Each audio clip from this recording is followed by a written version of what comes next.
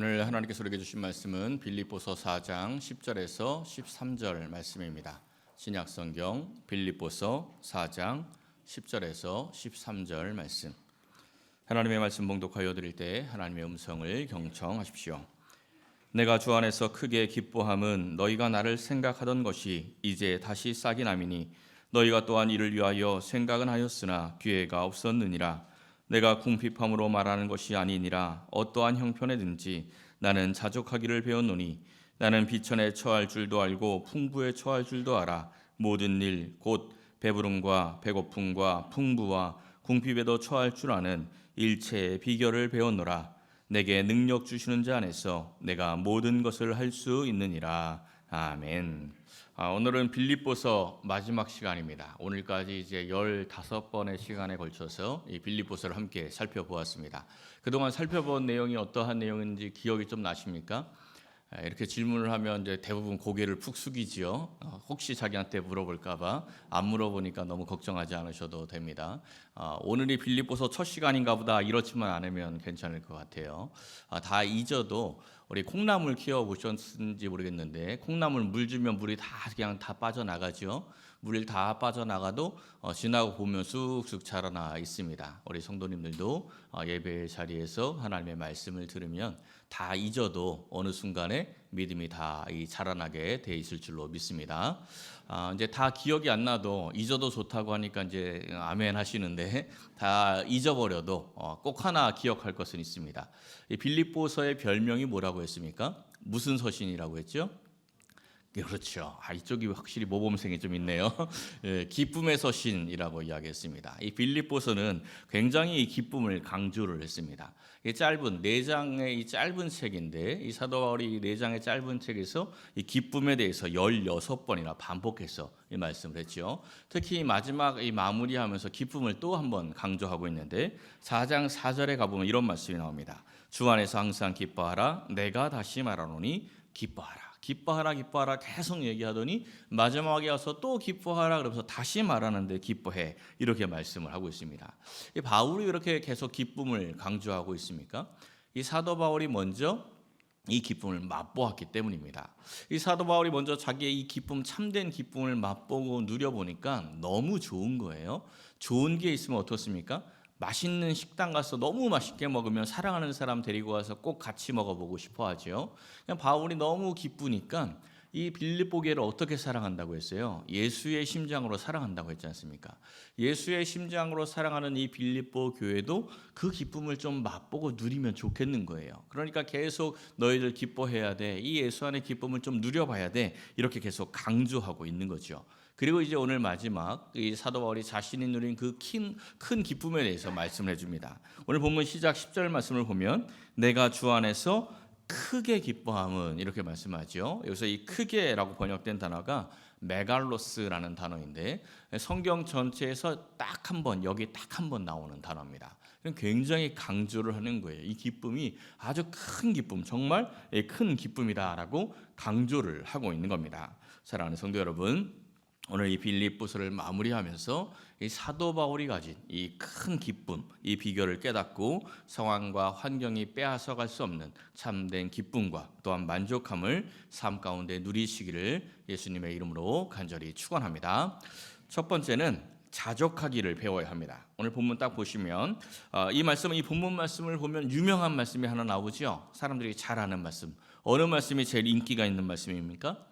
13절 마지막 13절 말씀이죠. 내게 능력 주시는 자 안에서 내가 모든 것을 할 수 있느니라. 이 말씀 참 좋아합니다. 저도 이 말씀 아주 좋아해가지고 제가 신학생 때 이 방 안에 이렇게 다 크게 하나 프린트해가지고 이 말씀을 붙여놓은 적이 있어요. 이 사람들이 이 말씀을 참 좋아하기는 하는데 좋아하는 이유가 뭐죠?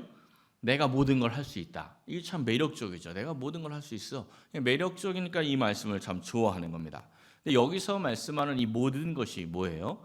내가 하고 싶어하는 모든 것이 아닙니다. 내가 하고 싶어하는 모든 것을 할 수 있어 이런 말씀이 아니에요.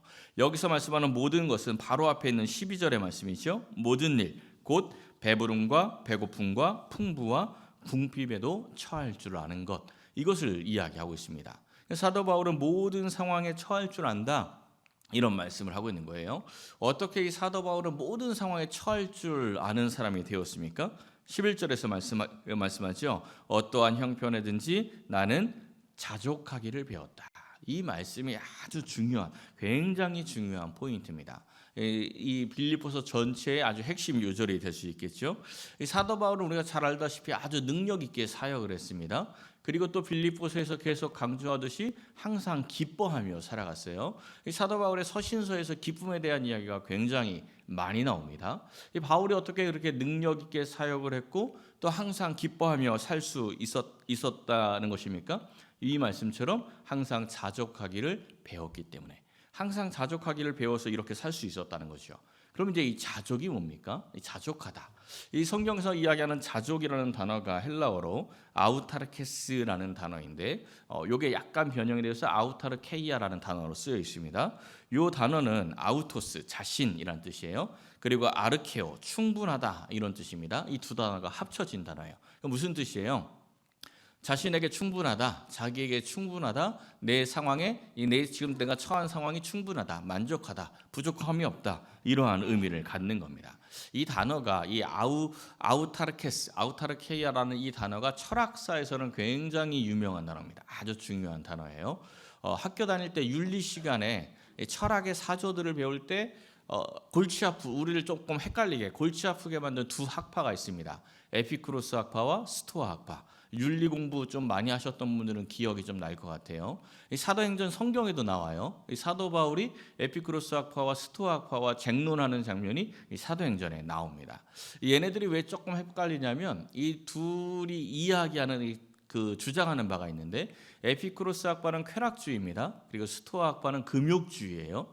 근데 이게 조금 막 헷갈려요. 완전히 결이 달라 보이는데 이야기하는 것은 사실은 이 사람들이 이야기하는 것은 그 본질적인 것은 같은 이야기입니다. 결국은 뭐냐면 인간의 행복의 본질이 무엇이냐 이것을 이야기해요.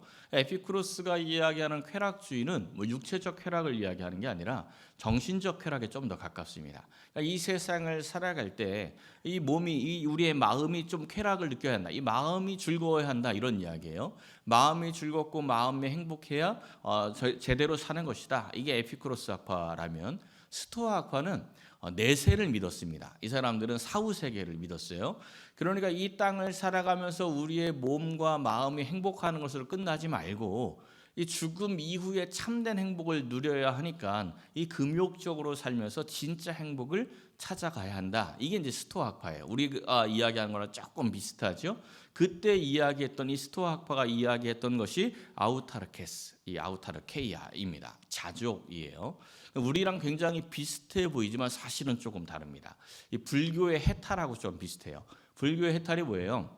이 금욕적으로 살면서 산은 산이고 물은 물이니까 그냥 없어도 만족하며 살아. 이게 이제 약간 불교의 해탈하고 좀 비슷한 이야기인데, 이 성경에서 말씀하는 자족은 그와는 좀 다릅니다.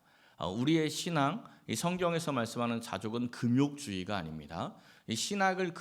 우리의 신앙을 금욕주의로 오해하시는 분들이 있는데, 우리 기독교의 신앙은 결코 금욕주의는 아닙니다. 오늘 이 말씀에서도 한번 잘 보세요. 12절에 보면 바울이 이렇게 이야기하죠. 나는 비천에 처할 줄도 알고 풍부에 처할 줄도 안다. 모든 일, 곧 배부름과 배고픔과 풍부와 궁핍에도 처할 줄 아는 일체의 비결을 배웠다. 궁핍이나 배고픔은 우리가 내려놓고 자족할 수 있어야 돼 이렇게 이야기할 수 있겠지만, 이 풍성함이죠. 풍부나 배부름 이런 거는 금욕주의와는 좀 관계가 없지요. 금욕주의하고는 어떻게 보면 이제 정반대입니다. 근데 바울이 그런 걸 다 배웠대요. 이걸 이제 원어에 좀 더 가깝게 직역을 하면 이렇게 번역이 됩니다. 내가 천하게 되는 것을 경험을 했다. 그리고 내가 풍성하게 되는 것도 경험을 했다. 그리고 모든 것 가운데에서 또 모든 것들 가운데에서 내가 가르침을 받아왔다. 이게 이제 그대로 직역한 이야기예요. 그러니까 바울은 이 말씀처럼 때로는 아주 심각한 어려움을 만났습니다. 또 때로는 아주 풍성하게 풍부한 것도 만났어요. 근데 그 모든 상황들 가운데 어떻게 했다는 겁니까? 그 모든 상황들 가운데 가르침을 받아왔대요. 하나님의 가르침을 받은 겁니다. 그러니까 비천에 처하든지 풍부에 처하든지 그 모든 상황 가운데 하나님의 뜻이 있겠지 하고 하나님의 뜻을 찾아가며 하나님의 가르침을 받다 보니까 자족할 수 있게 되었다라는 그러한 말씀입니다. 우리도 모든 상황들 가운데 이 하나님의 가르침을 받을 줄 알아야 합니다. 그래야 이 경건한 신앙이 될 수가 있는 거죠. 어떤 사람은 어려울 때 신앙생활을 참 잘합니다. 보면은 굉장히 상황이 어려운데 너무 정말 신앙생활을 잘해요. 열심히 기도도 하고요. 또 상황이 어렵다 보니까 세상에서 너무 바쁘게 살아가는데 그 피곤한 몸을 이끌고 어떻게든지 예배의 자리를 차지하고 예배하려고 애쓰고 늘 기도하고 또 교회에서도 또 열심히 봉사하고 헌신합니다. 보면은 너무 감동이 되는 거예요. 야, 이 어려운 상황에서 저분이 어떻게 이렇게 신앙생활을 잘하느냐 이러면서 감동이 되는데 모든 어려운 문제가 다 해결이 되고 나니까 갑자기 태도가 바뀌어요. 하나님하고 점점 멀어집니다. 겸손했던 사람이 점점 교만해져요. 예배의 자리와 점점 멀어집니다. 기도의 시간이 점점 줄어들어요. 이러한 사람은 어떤 사람입니까? 비천에 처할 줄은 알지만 풍부에 처할 줄 모르는 거예요. 비천에 처할 때만 배우는 거죠. 또 어떤 사람은 이런 사람이 있어요. 아주 풍성하게 살아가는데 이 풍성한 가운데에도 늘 감사하고 겸손하고 하나님께 예배하고 기도하며 잘 살아갑니다. 그런데 어느 날 심각한 어려움을 만났어요. 그랬더니 그냥 넘어져 버려요. 그 어려움을 만나자마자 하나님께 매달리는 게 아니고 그냥 넘어져서 하나님 없는 것 같아. 아무래도 예수님이 없는 것 같아. 이러면서 넘어지는 사람이 있죠. 이러한 사람은 풍부에 처할 줄은 알지만 비천에 처할 줄은 모르는 겁니다. 근데 우리는 이 두 가지에 다 처해야 하나님께 올바르게 배울 수가 있다라는 거죠. 예전에 이제 만난 어떤 한 분은 굉장히 오랫동안 일관되게 기도 제목 하나를 가지고 늘 기도하면서 나누었던 사람이 한 분이 있는데 이분이 이제 나누는 기도 제목이 뭐냐면 이거예요. 11조 1,000만 원. 11조 1,000만 원이 이분의 기도 제목입니다. 그것도 1년에 1,000만 원이 아니고 1년에 1,000만 원만 해도 엄청나죠. 매달 12조 1,000만 원 하는 게 이분의 기도 제목이었어요. 이분이 아주 큰 계획과 포부를 가지고 있었는데 이 교회를 물질로 섬기면서 많은 선교사님들을 파송을 하고 선교지에 교회를 세우고 교회를 개척하고 이러한 아주 큰 꿈과 포부가 있었습니다. 이런 분들이 교회에 많이 있으면 교회를 통해서 많은 일들을 감당할 수 있겠죠. 정말 선교사님도 파송하고 그런 아주 어려운 지역에다가 교회를 세우고 학교를 세우고 이런 일도 할 수 있을 겁니다. 근데 참 너무나 귀한 마음을 품고 기도하고 있는데 제가 이분을 보니까 헌금 생활이 전혀 없어요. 전혀 헌금 생활을 안 하고 있습니다. 그분을 보고 어떤 말씀이 떠올랐냐면 이런 말씀이 떠올랐어요.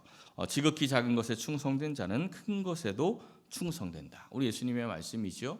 지금 전혀 못하고 있는데 하나님이 크게 부어주시면 내가 이렇게 할 거야. 이거 안 됩니다. 전혀 안 돼요. 작은 것에 못하는데 큰 것에 할 수가 없는 거죠. 사실 그분뿐 아니라 우리 대부분이 그런 마음이 있습니다. 하나님이 내게 부어주시기만 하면 어려운 사람들도 많이 돕고 정말 하나님 기뻐하는 일들 내가 많이 할 수 있을 텐데 이런 마음들이 거의 대부분 갖고 있어요. 근데 큰 착각입니다. 지금 안 하고 있는 사람들은 하나님이 부어줘봐야 안 합니다. 절대로 안 해요. 그건 절대로. 할 것 같지만 절대로 하지 않습니다. 대부분의 사람들은 냉정하게 말하면 비천에 처할 줄은 알지만 풍부에 처할 줄을 모릅니다. 어려우면 하나님께 매달리고 기도하지만 풍부해지면 하나님께 매달리고 기도할 줄을 모르는 거예요. 이러한 마음을 가진 사람들이 세상에 나가서 열심히 일을 하면 이 세상에서 성공할 수 있어요. 크게 부자가 될 수 있습니다. 근데 그거는 그냥 세상의 열매예요. 세상에서도 열심히 일하면 거두는 거예요. 세상의 열매를 거두는 거죠. 그거는 세상의 열매입니다. 하나님의 은혜와 하나님의 축복과는 별로 관계가 없는 거예요. 제가 종종 말씀드리죠. 대입 기간이 되면 기도하는 엄마들이 많아져요. 그죠? 대입 시험이라든지 어떤 큰 기도 제목 때문에 열심히 기도하는 분들이 있는데 좋은 대학에 들어가고 좋은 직장에 취직을 하면 기도 시간이 갑자기 확 줄어드는 사람들이 있습니다. 그렇게 기도 생활에서는 결코 자족하는 신앙이 될 수 없습니다. 그냥 비천에 처할 줄만 아는 거죠. 어떻게 해야 우리가 자족하는 신앙을 가질 수가 있습니까? 그게 이제 우리가 좋아하는 그 본문 13절 말씀입니다. 내게 능력 주시는 자 안에서. 그러니까 중요한 건 뒤가 아니고 앞에 있는 거예요. 내게 능력 주시는 자 예수 안에 있어야 한다. 예수 안에 있어야 모든 상황 가운데서 자족할 수 있는 비천에도 처할 줄 알고 풍부에도 처할 줄 아는 그런 귀한 이 신앙인이 될 수 있다라는 겁니다. 자족이 뭐라 그랬어요? 조금 전에 자족하다, 자기에게 충분하다, 내게 부족함이 없다. 내게 부족함이 없다 하면 떠오르는 말씀이 있죠. 어디가 떠올라요? 시편 23편 내게 부족함이 없음이로다. 이 말씀을 보세요. 왜 부족함이 없다고 말씀하고 있습니까? 왜 부족함이 없대요? 여호와가 나의 목자니까. 여호와가 나의 목자니까 내가 부족함이 없다. 4절을 보니까 여호와가 나의 목자니 사망의 음침한 골짜기를 다닐지라도 해를 두려워하지 않는다. 이게 자족이죠. 사망의 음침한 골짜기를 다녀도 아무렇지도 않아요. 이게 진짜 자족이라는 겁니다. 근데 왜 사망의 음침한 골짜기를 달릴지라도 해를 두려워하지 않습니까? 주께서 나와 함께 하시고 주의 지팡이와 막대기가 나를 안위하시니까. 그죠? 여기까지는 이제 우리가 아멘이 잘 돼요. 근데 이제 여기서 하나 더 질문을 해야 됩니다. 사망의 음침한 골짜기로 누가 데려갔죠? 여기선 갑자기 이제 대답이 잘 안 나오죠. 이 사망의 음침한 골짜기로 누가 데리고 갔습니까? 나의 목자가 데려갔어요. 나의 목자가 지금 데리고 간 거예요. 나를 사망의 음침한 골짜기로 데리고 간 겁니다. 근데 왜 두려워하지 않아요? 사망의 음침한 골짜기로 들어갔는데 왜 두려워하지 않아요? 지금 오늘 이 시편 23편의 말씀은 거꾸로 올라가야 조금 더 이해가 쉽습니다. 두려워하지 않는 이유가 뭐냐면 2절이에요. 나를 푸른 풀밭에 누이시고 쉴 만한 물가로 인도하기 위한 과정인 것을 아니까. 그러니까 나의 목자가 사망의 음침한 골짜기로 끌고 가도 아무렇지도 않은 거예요. 이제 푸른 풀밭에 데려가겠지 이러면서 따라가는 거죠. 지금도 이제 이 광야에 있는 유목민들은 양떼를 끌고 이동을 참 많이 한대요. 양떼를 끌고 이동을 하다 보면 높은 산을 막 넘어가야 할 때도 있습니다. 또 아주 깊은 계곡, 사망의 음침한 골짜기와 같은 깊은 계곡을 지나가야 할 때도 있어요. 이 목자가 양떼들을 왜 그렇게 끌고 갑니까? 왜 그런 깊은 계곡, 높은 산을 끌고 가죠? 이유가 뭡니까? 푸른 풀밭에 데려가려고. 푸른 풀밭에 데려가려고. 그러니까 이 목자를 따라 다니던 그 양떼들 중에서 아주 오랫동안 다닌 고참 양떼들이 있을 것 아닙니까? 이 고참 양떼들은 그런 사망의 음침한 계곡 같은 데를 지나가면 무슨 생각할까요? 요거 지나면 푸른 풀밭이 있나 보다. 목자가 오늘 또 어디 좋은 풀밭 데리고 가려고 우리를 끌고 가고 있네. 이러면서 신나서 따라가겠죠.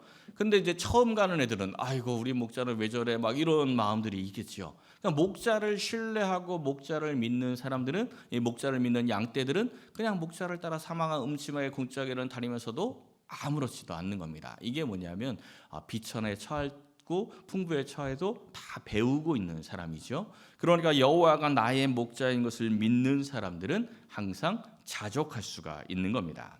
나는 예수님으로 자족하며 살고 있는지 우리는 스스로를 좀 점검해 봐야 합니다.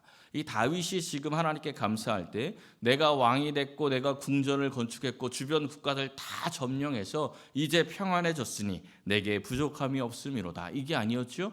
여호와가 나의 목자니까 내게 부족함이 없는 겁니다. 그러니까 예수가 나의 목자이기 때문에 내가 부족함이 없는지를 점검할 수 있어야 하는 겁니다. 예수님을 나의 목자로 삼고 예수님을 제대로 믿는 사람들은 모든 상황, 비천에 처하거나 풍부에 처하도 아무렇지도 않고 자족할 수 있습니다. 왜? 하나님께서 나를 푸른 풀밭으로 이끌기 위해서 이러한 과정을 만나게 하시는구나. 이런 믿음이 있기 때문입니다. 그러한 믿음이 자족하는 신앙입니다. 사랑하는 성도 여러분, 오직 예수님으로 자족하는 그러한 신앙으로 항상 기뻐하며 모든 것을 할 수 있다는 복된 믿음으로 살아가시기를 예수님의 이름으로 간절히 축원합니다. 두 번째는 복음의 일에 우리가 동참해야 합니다. 오늘 본문 10절을 보면 이 사도 바울이 크게 기뻐하는 그러한 이유가 나오고 있죠. 너희가 나를 생각하던 것이 이제 다시 싹이 났다. 이렇게 말씀해요. 그러니까 항상 이 빌립보 교회가 사도 바울의 선교 사역에 동참하고 있지 않았습니까? 근데 한동안 이 사역을 좀 못했던 것 같아요. 여기서 이제 다시 싹이 났다 이런 이야기는 그동안 좀 잠시 사역을 멈추고 있었다 이런 이야기죠. 왜 이제 멈추었는지 모르겠지만 다시 어떤 계기로 인해서 이 빌립보 교회가 다시 마음에 싹이 나서 이 선교 사역, 이 복음의 일에 동참하기 시작했다라는 겁니다. 이 말씀을 보면 이제 좀 떠오르는 사건이 있어요. 구약 시대에 보면 학계 때 이런 일이 있었죠. 이 바벨론 포로에서 이제 귀환을 합니다. 바벨론에서 70년 동안 유대인들이 포로 생활을 하다가 너희들 이제 고향 땅에 가서 성전을 짓고 하나님을 예배하며 살아라. 이렇게 이제 고레스 칙령이 내려오죠. 그러니까 이스라엘 백성들이 고향 땅으로 돌아옵니다. 그래서 이제 큰 기쁨과 감격으로 성전 재건을 시작을 했어요. 성전 재건을 막 시작을 하고 기초 공사를 딱 끝냈는데 사마리아인과 아수르인들이 회방하고 방해를 하죠. 그래서 결국 이 성전 재건을 중단을 합니다. 이 중단을 하고 15년의 시간이 지났어요. 공사하다가 멈추면 어때요? 이 공사하다가 막 부도 나서 멈춘 현장 보면 굉장히 흉물스럽지 않습니까? 이 성전 재건의 현장이, 이 성전 건축의 현장이 굉장히 흉물스럽게 방치가 됩니다. 이게 15년의 시간이 지났어요. 근데 사실 이스라엘 백성들이 성전 재건을 중단한 것은 이 사마리아인과 아수르인들의 해방과 방해, 이 박해들은 그냥 핑계. 자기들의 집을 짓기에 바쁘다 보니까, 자기들 집 짓는데 바쁜데 이 성전 재건에 방해까지 들어오니까 아이고 뭐 하나님 뜻이 아닌가 보네. 이거 좀 뭐 하나님 뜻이 아니니까 좀 멈춰두고 집이나 열심히 짓자. 이러다 보니까 15년이 지난 거죠. 그러니까 영적 우선순위가 밀려난 거예요. 이 모습 때문에 학개 선지자가 와서 이들을 책망합니다. 그 책망하는 내용이 학개서 이야기예요. 근데 이 이스라엘 백성들이 믿음이 없어서 그렇습니까? 그렇지 않습니다. 출애굽을 할 때 몇 명 출애굽을 했어요? 출애굽을 할 때 장정만 60만 출애굽을 해요. 장정만 60만이 출애굽을 할 때 이방인들이 막 따라 나서는 장면이 출애굽기예요. 근데 출바벨론을 할 때는 5만 명 따라 나섭니다. 5만 명. 이 바벨론에 100만의 유대인이 살고 있었다고 하는데, 야 너희들 니네 땅에 가서 성전 짓고 예배하며 살아 했더니 아멘 하면서 나선 사람이 5만 명밖에 없었다는 거예요. 이 성전을 짓겠다는 사람이 5만 명밖에 없었다는 겁니다. 그러니까 학개서에서 이 학개의 책망을 듣고 있는 사람들은 상위 5%의 헌신자들, 상위 5%의 귀한 믿음의 사람들입니다. 그런데 자기 일을 하다 보니까 어려움을 조금 만나니까 영적 우선순위가 확 밀려버려서 이 성전을 이렇게 방치해둔 사람들이 되었다는 거죠. 근데 이들이 믿음이 있던 사람들이다 보니까 학개가 책망을 하니 이 학개의 책망을 듣고 사는 게 힘든데 어쩌해요 이렇게 반항하는 게 아니고 다시 마음에 싹이 틉니다. 다시 이 성전 재건을 다시 하자 이렇게 마음에 싹이 확 올라와요. 그때 하나님께서 하신 말씀이 이 말씀이에요. 너희들 그동안 열매를 맺지 못했지 이렇게 이야기. 그동안 너희들 영적 우선순위가 밀려서 열매 맺지 못하는 그런 인생이었지. 그런데 오늘부터는 너희들이 다시 마음먹은 오늘부터는 내가 너희에게 복을 주겠다 이렇게 말씀을 하십니다. 이 자녀들이 공부 열심히 하면 부모의 마음이 기쁘죠. 왜 부모의 마음이 기쁩니까? 이 아이가 공부 열심히 하면 이 아이의 인생의 길이 좀 더 편해질 것이라는 그런 기대가 있기 때문이죠. 그와 마찬가지인 겁니다.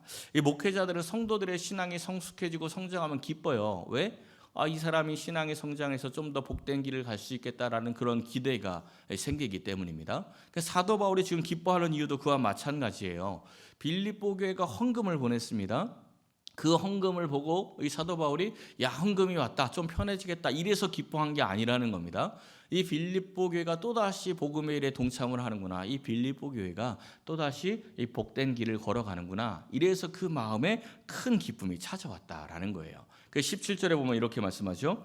내가 선물을 구함이 아니다 이렇게 시작을 해요. 왜 이 말씀을 하냐면 사도 바울이 헌금을 보고 기뻐하는 것 때문에 빌립보 교회가 오해할까 봐 지금 이 말씀을 하는 거예요. 그렇게 오해할 수 있죠. 야 바울이 경건한 척 하더니 우리가 돈을 보내줬더니 저렇게 좋아한다. 야 바울 참 돈 좋아하는 사람이네. 이런 오해가 있을 수 있다는 거예요. 그래서 지금 바울이 이야기하는 게 야 내가 너희들 헌금 때문에 이렇게 신나하고 좋아하는 거 아니야. 이렇게 말씀하는 거예요. 왜 기뻐한다는 겁니까? 너희에게 유익하도록 풍성한 열매를 구한다. 너희에게 유익하도록 풍성한 열매를 구하고 있어. 이 말씀이 헬라어에서는요 상업적인 용품이 상업적인 말이에요. 그러니까 지금 이제 우리에게 조금 이 말씀이 어떠한 말씀인지 좀 느낌이 조금 다가오게 번역을 하면 이렇게 번역을 할 수가 있어요. 너희들의 투자 장부에 풍성한 배당금을 구한다. 이렇게. 그러니까 바울이 지금 뭐라고 이야기하는 거냐면 빌립보 교회의 이 헌금을 영적 투자라고 이야기하는 거예요. 이 빌립보 교회의 섬김과 헌신을 너희들의 영적 투자야. 그 영적 투자에 대한 배당금, 이익금이 너희들에게 풍성하게 되는 걸 내가 원하기 때문에 너희들이 지금 이 복음의 일에 동참하는 것이 기쁨이 되는 거야. 이렇게 지금 말씀하고 있는 거죠. 히브리서 6장에 이런 말씀이 나옵니다. 하나님께서 우리가 섬기는 행위를 잊어버리지 않는다. 이렇게 말씀해요. 왜 우리가 섬기는 행위를 하나님이 잊어버리지 않습니까? 왜 섬기고 행한 만큼 축복한다고 말씀을 해주고 있어요? 우리가 이웃에게 나누고 베풀고 섬기는 이 모든 것들이 궁극적으로는 누가 받는 겁니까? 하나님이 받으시는 거예요. 하나님이 받는 것이기 때문에 그렇다는 거죠. 마태복음 25장을 보면 우리 예수님께서 마지막 심판의 때를 말씀하시는데 마지막 심판의 때 양과 염소가 나뉩니다. 양과 염소가 나뉘는데 양이 누구였죠? 양.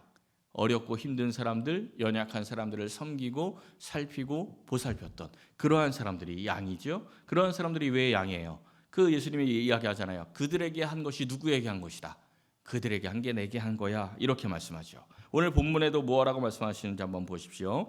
이는 받으실 만한 향기로운 제물이요 하나님을 기쁘시게 한 것이다. 지금 사도 바울에게 보냈는데 이거 하나님이 받는 기쁜 제물이야. 이렇게 말씀하고 있는 거죠. 그러니까 우리가 수고하고 헌신하고 또 헌금을 통해서 봉사하고 이웃들을 섬기고 또 선교지를 섬기고 이러한 모든 것들이 결국은 누가 받는 거라고요?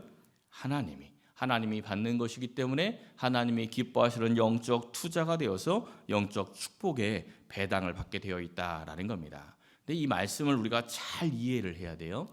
굉장히 이건 오해하기 아주 쉬운 말씀입니다. 디모데전서 6장에 있는 말씀에 이런 말씀이 있어요.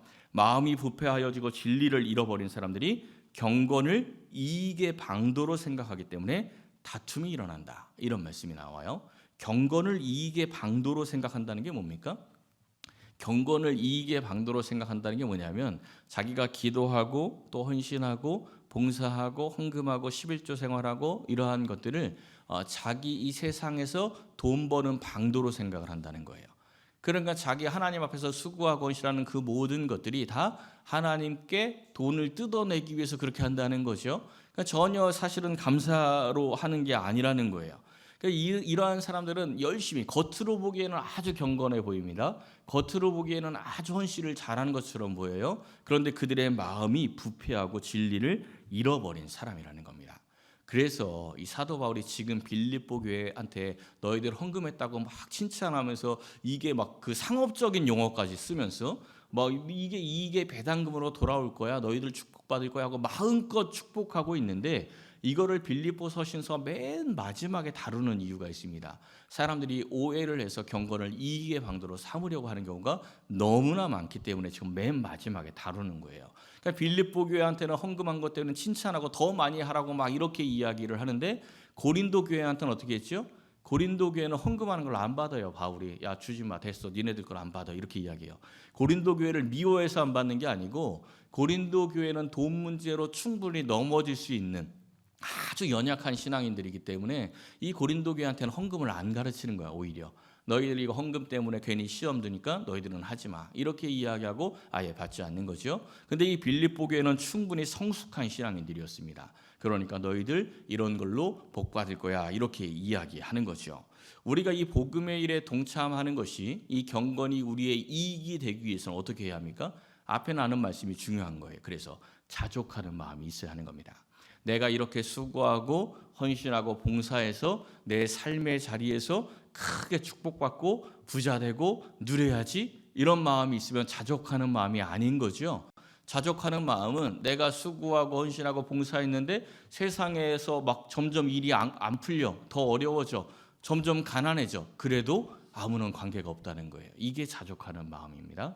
그렇게 살아가는 사람들이 경건을 이익의 방도로 쓰지 않는 사람들입니다.